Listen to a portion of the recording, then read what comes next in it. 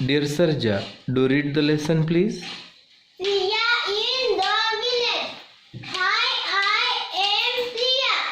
I live in a small village. There are many houses in our village. The houses are close together.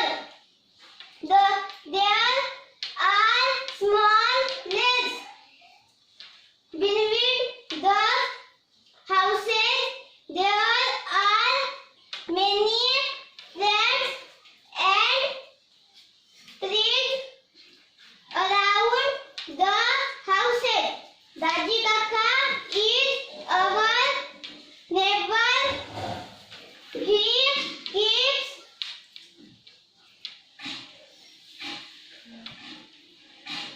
cows and buffaloes.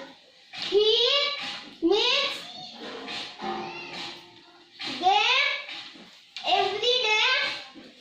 We buy milk for him. It's nice and fresh and warm. Good. Clap.